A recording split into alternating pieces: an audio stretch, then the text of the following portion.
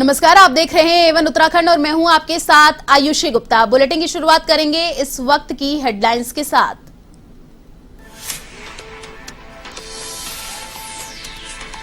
मुख्यमंत्री पुष्कर सिंह धामी का चिन्यालीसौड़ दौरा, जनता के बीच में पहुंचकर किया जनसंपर्क, कहा मिथक तोड़कर बनाएंगे भाजपा की सरकार।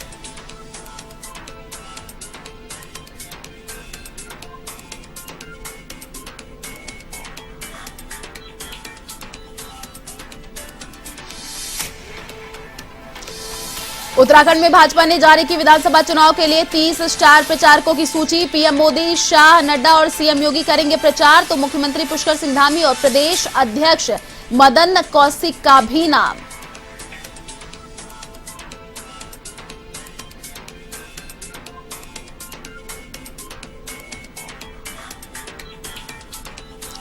राज्यसभा सांसद शक्ति सिंह गोहिल का उत्तराखंड दौरा, देहरादून में प्रेस कॉन्फ्रेंस कर साधा केंद्र और राज्य सरकार पर निशाना, कहा महंगाई और बेरोजगारी से लोग परेशान, जनता चुनाव में सिखाएगी सबक।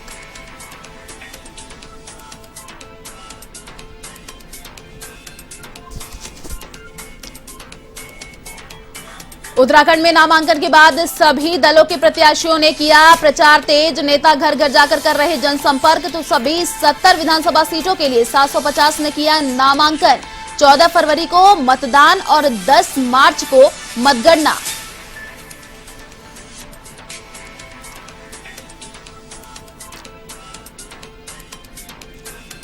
उत्तराखंड कोरोना की रफ्तार में कमी से राहत, 7 की मौत, 2813 नए संक्रमित, तो 24 घंटे में 3000 से ज्यादा मरीजों ने दी कोरोना को मात।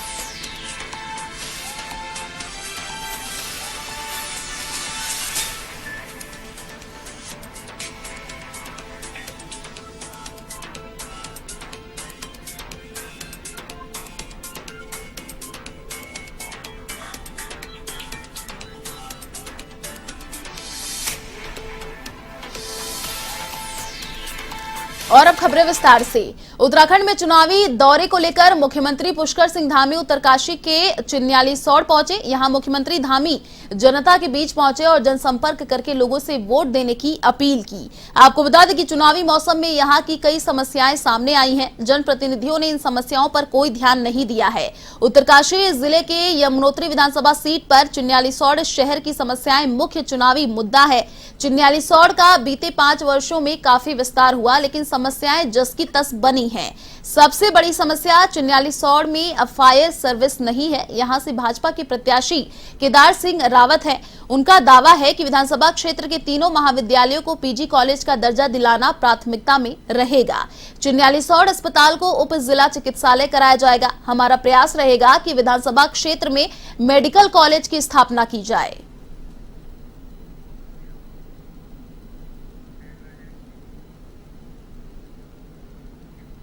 भाजपा ने उत्तराखंड विधानसभा चुनाव के लिए 30 स्टार प्रचारकों की सूची जारी कर दी है।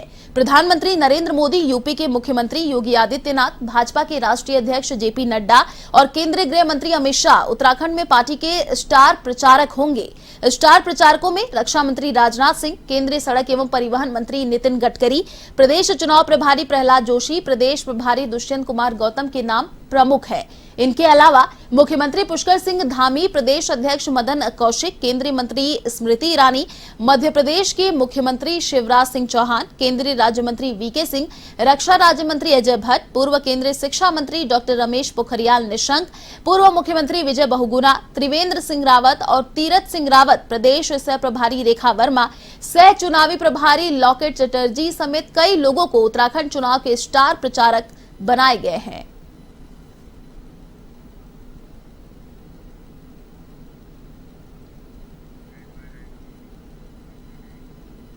पूर्व मुख्यमंत्री विजय बहुगुणा ने हल्द्वानी में प्रेस वार्ता की और भाजपा के लोगों से अपील की गई कि जिन्होंने अपना निर्दलीय नामांकन पत्र भरा है वह वापस ले ले, क्योंकि भाजपा एक संगठित पार्टी है और सबका ध्यान रखती है।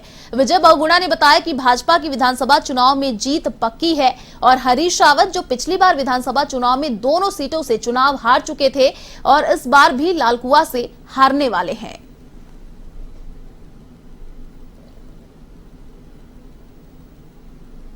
उत्तराखंड में लहर है जो कि मोदी जी के देहरादून के भाषण से और हल्द्वानी के भाषण से बनी है। जनता का विश्वास बढ़ गया है और मोदी जी की लोकप्रियता है और जो भारतीय जनता पार्टी का संगठन है वो इस यहाँ पे निश्चित रूप से विजय होगी और सरकार भारतीय जनता पार्टी की बनेगी। क्योंकि जो भारतीय जनता पार्टी के नेता साथी हमारे जिनको टिकट नहीं मिल पाया आज वो निर्दलीय खड़े हुए हैं, उनसे आग्रह है कि प्रदेश के हित में, पार्टी हित में आप अपना नामांकन वापस ले लें और पार्टी आपका सम्मान करेगी और आगे आने के आपके लिए बहुत रास्ते खुलेंगे। रानीपुर विधानसभा भाजपा प्रत्याशी आदेश चौहान ने डोर टू डोर जाकर लोगों से जनसंपर्क किया और लोगों से भाजपा को वोट देने की अपील भी की। इस दौरान भाजपा प्रत्याशी आदेश चौहान ने बताया कि इस बार 60 पार भाजपा को जो नारा है वह 100% पूरा होगा। जब हम लोगों के बीच आते हैं तो लोगों का प्यार स्नेह हमें मिलता है और लोग भाजपा पार्टी में किए गए कामों की सराहना करते हैं।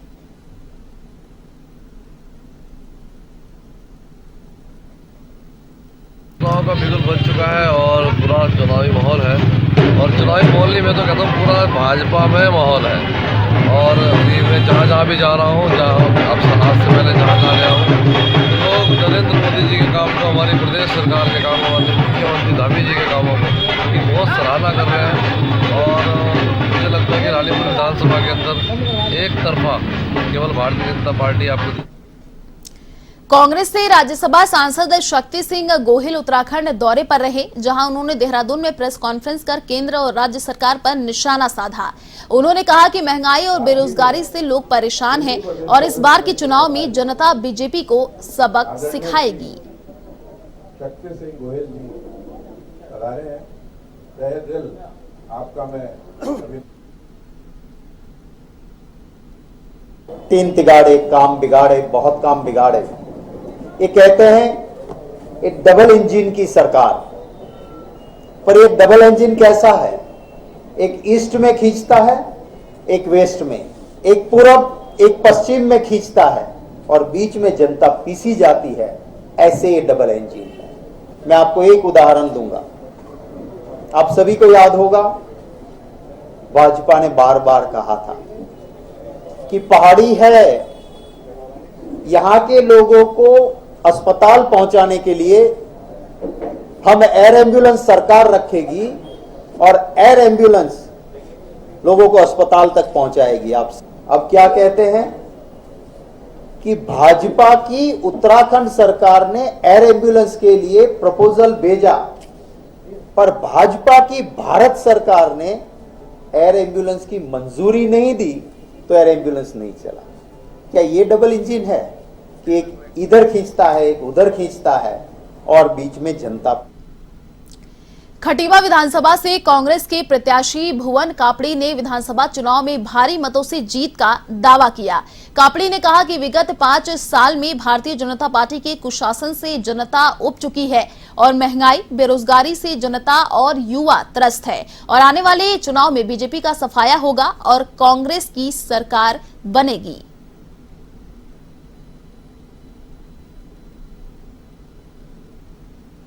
कि कांग्रेस गरीबों की सरकार है। कांग्रेस एक आम आदमी के चूल्हे को उसके कंट्रोल में रखती है। कांग्रेस युवाओं को रोजगार देती है। कांग्रेस बच्चों को पढ़ने के लिए अच्छी शिक्षा देती है। कांग्रेस स्वास्थ्य की सुविधा देती है। तो जनता की जो जरूरतें उसे पूरा करती है और भारतीय जनता पार्टी उसे खत्म कर रही है। लैंसडाउन सीट से कांग्रेस प्रत्याशी अनुकृति गुसाई रावत ने अपना नामांकन दाखिल किया। इस दौरान कांग्रेस के कई बड़े चेहरे उनके साथ मौजूद रहे। नामांकन करने के बाद पूर्व मंत्री हरक सिंह रावत का आशीर्वाद लेने गुसाई पौड़ी गेस्ट हाउस पहुंचे। यहां उन्होंने कार्यकर्ताओं के साथ मीटिंग भी की, साथ ही चुनाव प्रचार को लेकर रणनीति भी बनाई। इस दौरान हरक सिंह रावत ने बताया कि प्रदेश में इस बार डबल इंजन की सरकार की छुट्टी होने वाली है।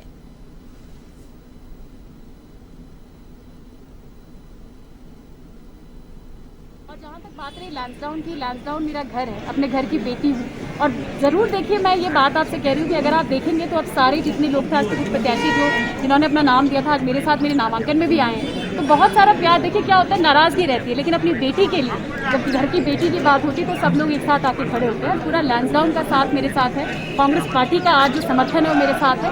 और जो जन सैलाब है, आप लैंसडाउन के अंदर आपने देखा भी होगा कि किस तरीके से आज लोगों के अंदर ऊर्जा है। दवाई देना, लोगों की सहायता करना, वहाँ जो बेरोजगार बच्चे हैं कंप्यूटर सीखना चाहते हैं, फ्री कंप्यूटर सेंटर चलाना, सिलाई के केंद्र चलाना, इस तरह का काम वो लगातार करती रही है। तो मैं सोचता हूँ कि ये निश्चित रूप से और जिस तरह पूरी भारतीय जनता पार्टी टूट कर इस समय आप देखा होगा कि मधुवाल जी जो सीओ रहे, उनकी धर्मपत्नी जिला पंचायत सदस्य है, रेखणकाल ब्लॉक के ब्लॉक प्रमुख देवरानी जी। रानीखेत विधानसभा से कांग्रेस पार्टी के प्रत्याशी के तौर पर करण माहरा ने नामांकन दाखिल किया। उन्होंने कहा कि मेरे द्वारा किए गए कार्यों को लेकर मैं जनता के बीच जाकर उनका आशीर्वाद ले रहा हूं। साथ ही उन्होंने कहा कि देश और प्रदेश की जनता महंगाई और बेरोजगारी से परेशान है। इस विधानसभा चुनावों में जनता ने मन बना लिया है कि उत्तराखंड में कांग्रेस सरकार बनाकर रहेंगे।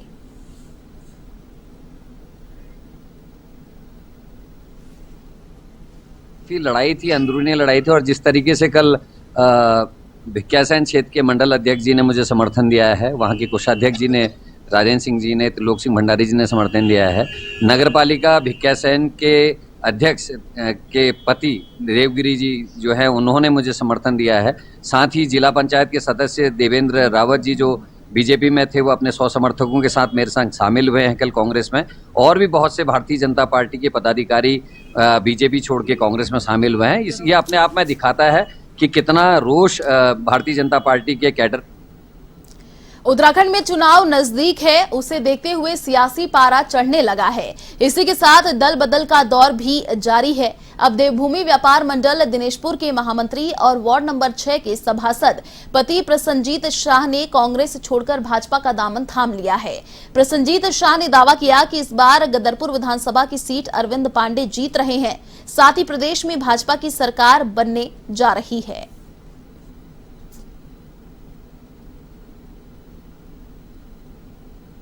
कैबिनेट मंत्री अरविंद पांडे जी के किए गए विकास कार्यों और उनकी जन नीतियों से प्रभावित होकर आज मैंने उनको अपना समर्थन दिया है, और मैं अपने तन मन धन से उनके साथ हूँ और अपनी पूरी टीम के साथ मैं उनको चुनाव लड़वाऊंगा। जातिवाद का भी फिलहाल कोई फैक्टर नहीं है। ये तो आपको ही पता है कि बंगाली बाहुल क्षेत्र में पांडे जी ने किस स्तर पर काम किया है और बंगाली वोटर उनके साथ किस तरह से जुड़ा हुआ है। आपको सोशल मीडिया के माध्यम से भी पता लग रहा होगा कि वो किसी भी मामले में महाजन से पीछे नहीं है। बंगाली कोटद्वार विधानसभा से बीजेपी प्रत्याशी रितु खंडूरी ने कोरोना गाइडलाइन की पालना करते हुए अपना नामांकन दाखिल किया। रितु खंडूरी अपने समर्थकों के साथ नामांकन केंद्र पहुंचे, जहां उन्होंने कहा कि 2017 में उत्तराखंड की जनता ने भाजपा सरकार को प्रचंड बहुमत दिया था और पिछले 5 साल तक राज्य में भाजपा की सरकार में स्थिरता रही, इसलिए इस बार फिर राज्य में बीजेपी की सरकार बनेगी।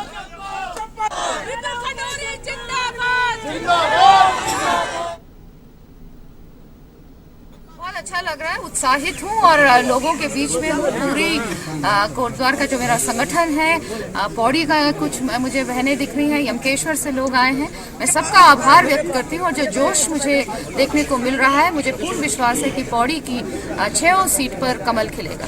जैसे कि कहते कुछ कार्यकर्ता नाराज चल रहे हैं, उन्हें किस प्रकार से आप मनाएंगी?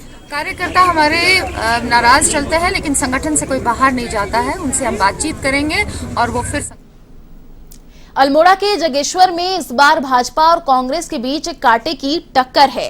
दोनों पार्टियों के टिकट बंटवारे के बाद यहां मुकाबला दिलचस्प होते दिखाई दे रहा है। कांग्रेस की गोविंद सिंह कुंजवाला अपना दबदबा कायम रखने की कोशिश में है, तो वहीं कांग्रेस में भाजपा से आए मोहन सिंह महरा को भाजपा ने चुनावी मैदान में उतारा है। आपको बता दें कि एक जमाने में कुंजवाल की रीढ़ की हड्डी माने जाने वाले महरा का जगेश्वर विधानसभा में अच्छा खासा असर है। अब देखना ये होगा कि 10 मार्च को कौन बाजी मारेगा।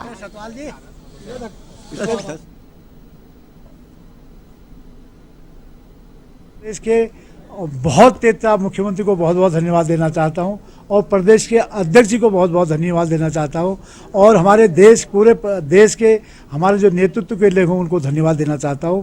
मैं इसलिए धन्यवाद देना चाहता हूं कि मैं तो कांग्रेस छोड़ के अभी बीजेपी में आया और बीजेपी में आते ही इन लोगों ने मेरा बहुत बड़ा मान सम्मान किया और मैंने एक अपना मन बनाया है।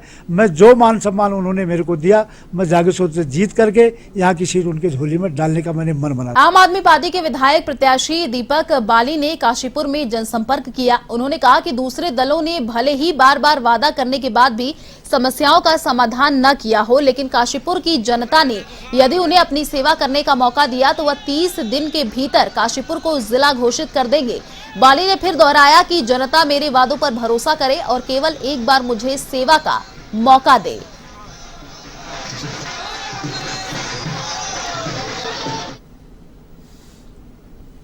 साल पीछे चला गया। काशीपुर की हालत बहुत बुरी हो गई है और काशीपुर के लोग बहुत परेशान हैं। परिवर्तन चाहते हैं तो आम आदमी पार्टी 100% आएगी, 100%। बिल्कुल, जनता ने, काशीपुर की जनता ने परिवर्तन का मूड बना लिया है और दीपक बाली सबकी पहली पसंद है। हमारे समर्थक हमें बहुत अच्छे से वो कर रहे हैं, कार्यकर्ता हमारे साथ हैं और जिस तरह से केजरीवाल जी ने 6 गारंटियां दी है, लेकिन दीपक बाली ने 12 गारंटियां दी हैं। अगर वो विधायक बनते हैं अपनी 12 चीजों को काशीपुर में अप्लाई करेंगे। उत्तराखंड के रानीखेत विधानसभा से आम आदमी पार्टी के प्रत्याशी नंदन सिंह बिष्ट ने अपना नामांकन दाखिल किया। उन्होंने कहा कि इस बार उत्तराखंड की जनता आम आदमी पार्टी को विकल्प के रूप में देख रही है और यही जनता आम आदमी पार्टी के प्रत्याशियों को जिताकर उत्तराखंड में सरकार बनाएगी। आम आदमी जिंदाबाद। मेरा मानना है कि आने वाले समय में उत्तराखंड के अंदर आम आदमी पार्टी मुख्य पार्टी होगी और विकल्प शब्द यहाँ से हट जाएगा, क्योंकि आज 21 साल के अंदर जिस तरह से मेरी यहाँ की जनता, युवा, महिलाएं, बुजुर्ग सभी परेशान हैं, तो 2022 में इसका नतीजा आपके सामने आएगा और उत्तराखंड का दशा और दिशा दोनों बदलेंगे। व्यक्ति से बड़ी पार्टी होती है और पार्टी का डिसीजन सर्वमान्य होता है। और आप ये मान के चलिए कि नंदन सिंह बिष्ट जी चुनाव नहीं लड़ रहे, पूरा आम आदमी चुनाव लड़ने जा रहा है और नंदन सिंह जी तो खाली एक चेहरा है और पूरे जो आम पार्टी है, रानीखेत की विधानसभा के जो आम पार्टी है, चुनाव लड़ने जा रहे हैं और हम चुनाव जीत के आएंगे, यह मेरा पूर्ण विश्वास है। उत्तराखंड में चुनावी बिगुल बजने के बाद सभी पार्टी के प्रत्याशी मैदान में उतर गए हैं। इस दौरान प्रत्याशी डोर टू डोर जाकर लोगों से वोट की अपील कर रहे हैं। वहीं मंगलौर विधानसभा में भी आप प्रत्याशी नवनीत राठी गांव-गांव जाकर लोगों से वोट मांग रहे हैं। इसी बीच नामांकन के बाद नवनीत राठी कार्यकर्ताओं के साथ मंगलौर के लिब्रेहड़ी गांव पहुंचे, जहां उन्होंने ग्रामीणों से मुलाकात की और आम आदमी पार्टी के पक्ष में वोट मांगे। और हम हर गांव में डोर टू डोर जा रहे हैं और हमारे सभी आम आदमी किसान जो कहीं ना कहीं एक मध्यम परिवार, मध्यम किसान, मजदूर और सभी इस अथक प्रयास में लगे हुए हैं। जो ये मंगलौर विधानसभा की जो हालत है उसे सुधारने में पूरी जान लगा देंगे और लिब्रेहड़ी से हमें रिकॉर्ड तोड़ वोट मिलेंगी। उत्तराखंड विधानसभा चुनाव में टिकट कटने से नाराज दावेदारों ने अपनी ही पार्टी के प्रत्याशियों के खिलाफ मोर्चा खोल दिया है। उधम सिंह नगर के किच्छा विधानसभा क्षेत्र में चुनावी रण काफी दिलचस्प होता नजर आ रहा है। किच्छा विधानसभा में भाजपा से टिकट के प्रबल दावेदार माने जा रहे अजय तिवारी ने अपनी पार्टी के प्रत्याशी राजेश शुक्ला के खिलाफ मोर्चा खोलते हुए निर्दलीय उम्मीदवार के तौर पर नामांकन भरा है। निर्दलीय प्रत्याशी के तौर पर चुनाव मैदान में उतरे भाजपा नेता अजय तिवारी की पहचान एक समाज सेवक के रूप में है। इस बीच नामांकन करने के बाद निर्दलीय प्रत्याशी अजय तिवारी ने जीत का दावा किया।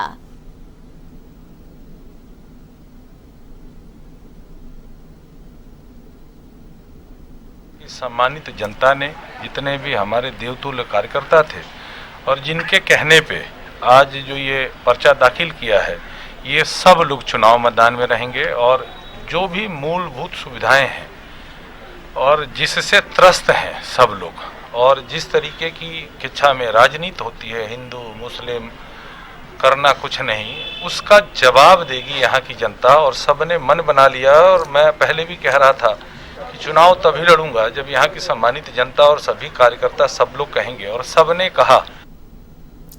प्रदेश में पिछले 24 घंटे में कोरोना के 2813 नए मामले सामने आए हैं, जबकि 7 कोरोना संक्रमितों की मौत हो गई। दूसरी ओर 3042 मरीजों ने कोरोना से जंग जीत ली है। स्वास्थ्य विभाग की ओर से जारी जानकारी के मुताबिक प्रदेश में सामने आए 2813 नए मामलों में अल्मोड़ा में 170, बागेश्वर में 87, चमोली में 67, चंपावत में 74, देहरादून में 978, हरिद्वार में 422, नैनीताल में 257, पौड़ी में 203, पिथौरागढ़ में 96, रुद्रप्रयाग में 113, टिहरी में 49, उधम सिंह नगर में 194 और उत्तरकाशी में 103 मामले शामिल हैं। आपको बता दें कि प्रदेश में अब 3927 एक्टिव कोरोना केस हैं, जिनमें सर्वाधिक 14,760 केस देहरादून जिले के हैं।